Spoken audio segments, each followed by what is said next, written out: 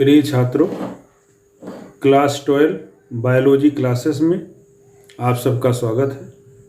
मैं दशरथ वर्मा अपने YouTube channel लक्ष्य अकादमी पर पिछले वीडियो में कृत्रिम कायिक प्रवर्धन या कृत्रिम कायिक जनन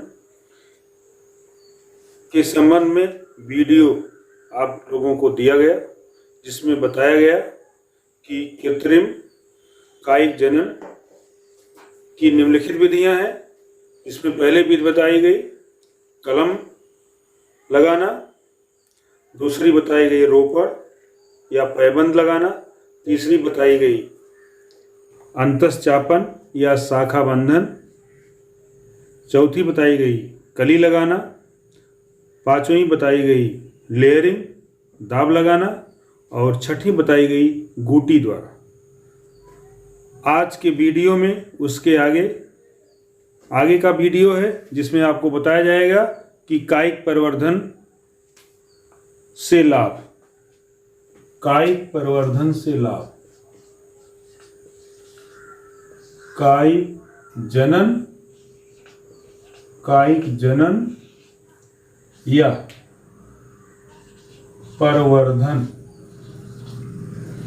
कायिक जनन या प्रवर्धन से लाभ। एडवांटेज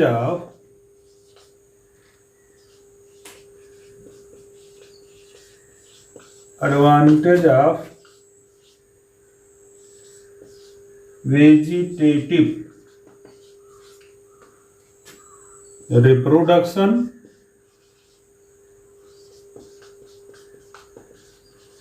और प्रोपेगेशन।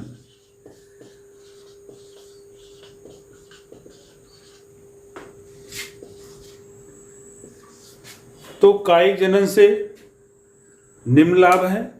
पहला लाभ है कि कायिक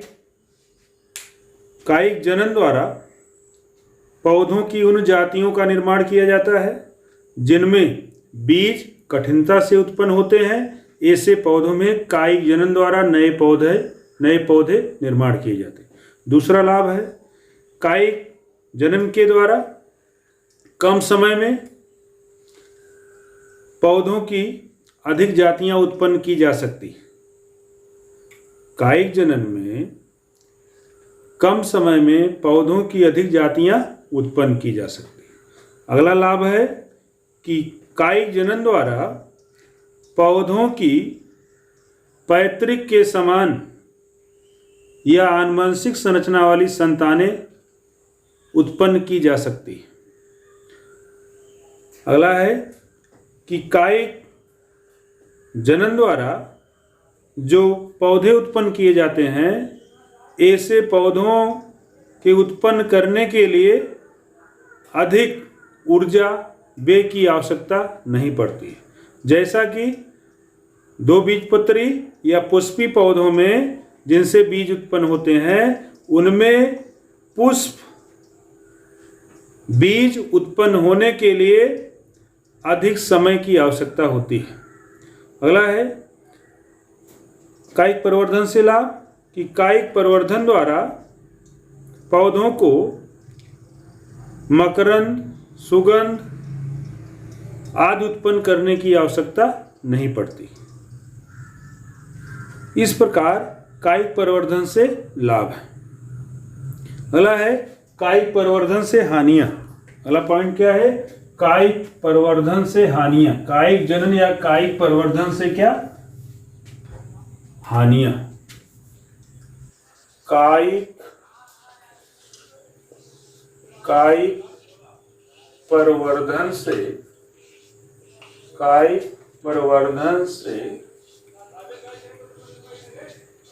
हानियां। disadvantage of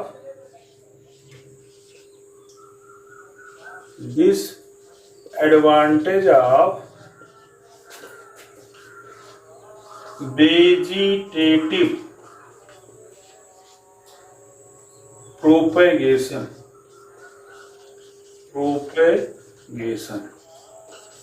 कायिक प्रवर्धन से हानियां। आइए हम देखते हैं कायिक प्रवर्धन से क्या हानियां हैं। पहली हानि है कायिक प्रवर्धन से कि कायिक प्रवर्धन से जो पौधे उत्पन्न होते हैं वे क्या होते हैं, पौधे के नजदीक ही उत्पन्न होते हैं। इस कारण ऐसे पौधों को वातावरणीय दशाओं, प्रकाश, मृदा, जल आदि से उन्हें संघर्ष करना पड़ता है, जिससे उनका समुचित वृद्धि एवं विकास नहीं हो पाता है। पहली हानि क्या है कि कायिक प्रवर्धन के द्वारा जो पौधे उत्पन्न किए जाते हैं उन्हें दूर दूर तक रोपित नहीं किया जा सकता है, अर्थात वह मात्र पौधे के निकट ही उगते हैं। और ऐसे पौधों को क्या है, वातावरणीय दशाएं, प्रकाश, जल, कार्बन डाइऑक्साइड, तापमान, मृदा आदि से उन्हें क्या करना पड़ता है, संघर्ष करना पड़ता है, जिससे उनका समुचित वृद्धि एवं विकास नहीं होता। दूसरी क्या हानि है कि कायिक प्रवर्धन के द्वारा जो पौधे उत्पन्न होते हैं वो क्या होते हैं, वो आनुवंशिक संरचना के होते हैं। इसके कारण कायिक प्रवर्धन के द्वारा जो पौधे उत्पन्न होते हैं उनमें नए लक्षण उत्पन्न नहीं होते हैं, अर्थात वो लक्षण क्या है, पैतृक के समान होते हैं, जिससे नई जातियां नहीं उत्पन्न की जा सकती। अगला पॉइंट क्या है कायिक प्रवर्धन से अगला लाभ, अगली हानि क्या है, कायिक प्रवर्धन से जो होते हैं नए जो गुण होते हैं, इन गुणों का या लक्षणों का धीरे धीरे क्या होता है, हरासमेंट होता है। क्या होता है, हरासमेंट होता है, जिससे पौधों में क्या उच्च उत्पादन दर तथा उनकी गुणवत्ता धीरे धीरे कम हो जाती है। इस प्रकार ये क्या है, कायिक प्रवर्धन से क्या है, हानियां। कि कायिक प्रवर्धन से उत्पन्न पौधे क्या है, निकट ही उगते हैं, जिससे उन्हें वातावरणीय दशाओं से संघर्ष करना पड़ता है, जिससे उनके वृद्धि एवं विकास समुचित रूप से उनका वृद्धि एवं विकास नहीं हो पाता। दूसरा क्या है, कायिक प्रवर्धन से जो उत्पन्न पौधे होते हैं उन्हें पैतृक के समान, आनुवंशिक संरचना के समान होते हैं, जिससे उनमें नए लक्षणों का समावेश नहीं होता। तीसरा क्या है डिसएडवांटेज कि कायिक प्रवर्धन से जो कायिक प्रवर्धन से उत्पन्न पौधों में क्या होता है, धीरे धीरे लक्षण या गुणों का क्या होता है, हरासमेंट होता है, जिससे उनकी गुणवत्ता और उत्पादन पर क्या है, प्रतिकूल प्रभाव पड़ता है। ये क्या है, कायिक प्रवर्धन से क्या है, हानियां है। अब आइए अगला टॉपिक है सूक्ष्म प्रवर्धन। अगला टॉपिक क्या है, सूक्ष्म प्रवर्धन। सूक्ष्म प्रवर्धन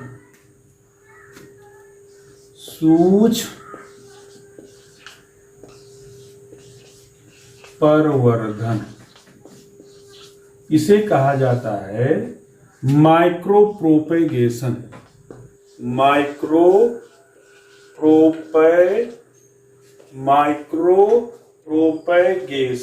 सूक्ष्म प्रवर्धन। आइए देखिए सूक्ष्म प्रवर्धन क्या है।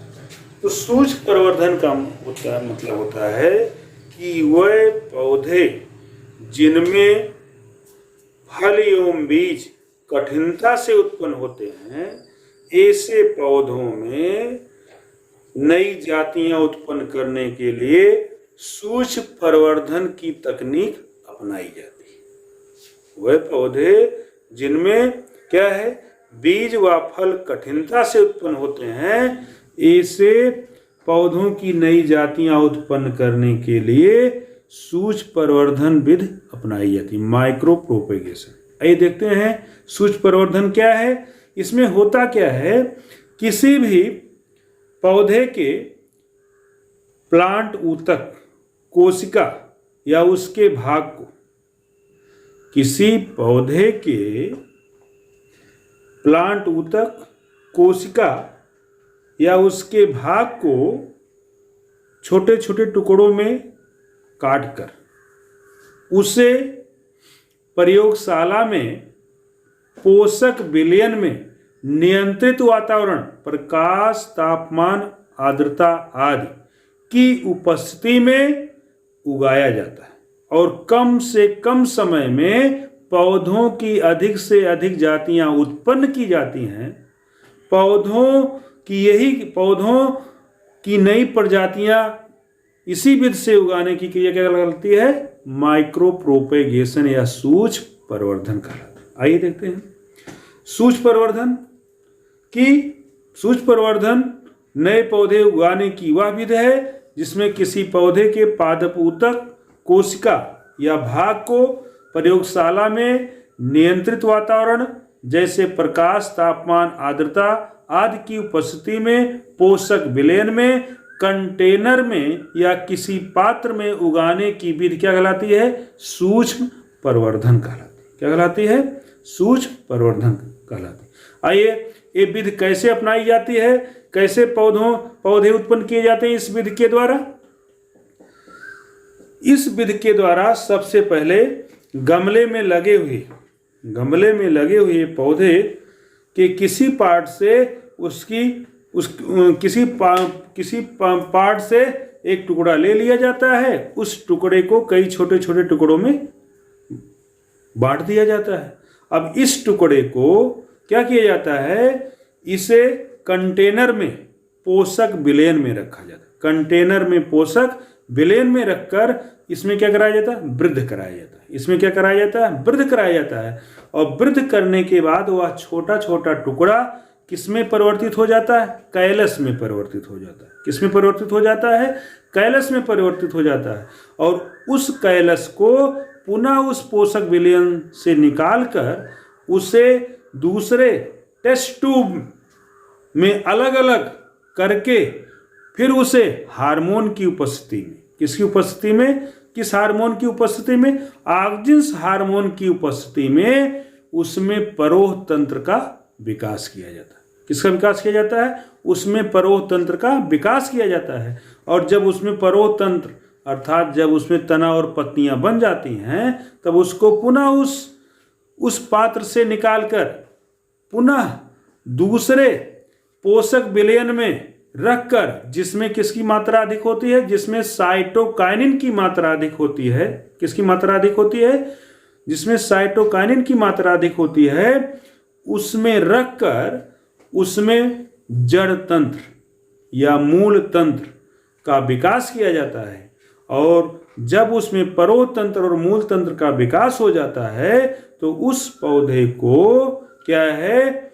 गमले में रोपित कर उसका वृद्धि एवं विकास किया जाता है। और गमले में रोपित करने के बाद उसे दूर दूर स्थानों पर ले जाकर उन्हें रोपित कर दिया जाता है। इस प्रकार पौधे की नई जातियां उत्पन्न की जा सकती हैं। इसके लिए ये जो स्टेप्स हैं, इसके चरण हैं, इसको कम भी किए जा सकते। कम करने के लिए होता क्या है कि इसमें पौधे की कोई तरुण शाखा या कली को लेकर हम उसके 2 चरण कम भी कर सकते हैं। कली अथवा तरुण शाखा को हम लेकर उसे क्या करते हैं कि पोषक विलयन, ऐसा पोषक विलयन जिसमें ऑक्जिन्स और साइटोकाइनिन की मात्रा अधिक होती है उसमें रखकर हम उसमें परोह तंत्र व जड़ तंत्र का विकास करके उसे अनियंत्र रोपित कर पौधे की नई जातियां उत्पन्न की जा सकती हैं। यही क्रिया क्या कहलाती है? सूक्ष्म प्रवर्धन कहलाती है। क्या कहलाती है? सूक्ष्म प्रवर्धन। आइए हम देखते हैं कि सूक्ष्म प्रवर्धन क्या है। कि सूक्ष्म प्रवर्धन पौधों के निर्माण की विधि है। सूक्ष्म प्रवर्धन पौधों के निर्माण की विधि है। क्या है? पौधों के निर्माण की विधि है जिसमें पौधों के प्लांट ऊतक या भाग कोशिका को प्रयोगशाला में पोषक विलयन में नियंत्रित वातावरण में रखकर पौधों की अधिक से अधिक जातियां उत्पन्न की जा सकती हैं। यही क्रिया क्या कहलाती है? सूक्ष्म प्रवर्धन कहलाती है। क्या कहलाती है? सूक्ष्म प्रवर्धन कहलाती है। इस सूक्ष्म प्रवर्धन से जो उत्पन्न पौधे होते हैं वो उनमें क्या विशेषताएं होती हैं? सूक्ष्म प्रवर्धन से उत्पन्न जो पौधे होते हैं ये क्या होते हैं? अधिक उत्पादन देने वाले होते हैं। अधिक उत्पादन व उच्च गुणवत्ता वाले होते हैं। सूक्ष्म प्रवर्धन से जो उत्पन्न पौधे होते हैं उनसे फल व जो बीज का निर्माण होता है वो उच्च गुणवत्ता युक्त होता है, अधिक उत्पादन देने वाला। दूसरा है जो सूक्ष्म प्रवर्धन से जो पौधे उत्पन्न होते हैं उसमें विषाणु जनित रोग नहीं पाए। जो सूक्ष्म परागवर्धन से उत्पन्न पौधे होते हैं उसमें विषाणु जनित रोग नहीं पाए जाते हैं। और अगला है सूक्ष्म परागवर्धन से लाभ कि सूक्ष्म परागवर्धन के द्वारा जो पौधों की जातियां उत्पन्न की जाती हैं वो क्या है, उनमें नए लक्षणों और नए गुणों का समावेश होता है। नए लक्षणों और नए गुणों का समावेश होता है। अगला क्या है कि सूक्ष्म परागवर्धन के द्वारा जो पौधों की जातियां उत्पन्न की जाती हैं उनमें क्या है, उनमें वातावरणीय दशाओं प्रकाश, तापमान, जल आदि से संघर्ष करने की अधिक क्षमता होती है। इस प्रकार सूक्ष्म परागवर्धन के द्वारा क्या है, पौधों की नई जातियां विकसित की जाती हैं। इसके अलावा सूक्ष्म परागवर्धन के क्या लाभ हैं कि कम से कम समय में पौधों की अधिक से अधिक जातियां उत्पन्न की जा सकती। कम से कम समय में पौधों की अधिक से अधिक जातियां उत्पन्न की जा सकती। और क्या लाभ है कि वे पौधे जिनमें बीज कठिनता से उत्पन्न होते हैं या नहीं उत्पन्न होते हैं, ऐसे पौधों में सूक्ष्म परागवर्धन के द्वारा उनकी जातियों का निर्माण किया जाता है। तो इस प्रकार सूक्ष्म परागवर्धन क्या है, सूक्ष्म परागवर्धन क्या है, प्रयोगशाला में पौधों के उगाने की विधि है जिसमें पौधों में जनन की निश्चितता बनी रहती है और उनकी जातियां पृथ्वी पर क्या है, नष्ट होने से बच जाती। तो आज के वीडियो में बस इतना ही। अगले वीडियो में इसके आगे आपको जानकारी दी जाएगी। धन्यवाद।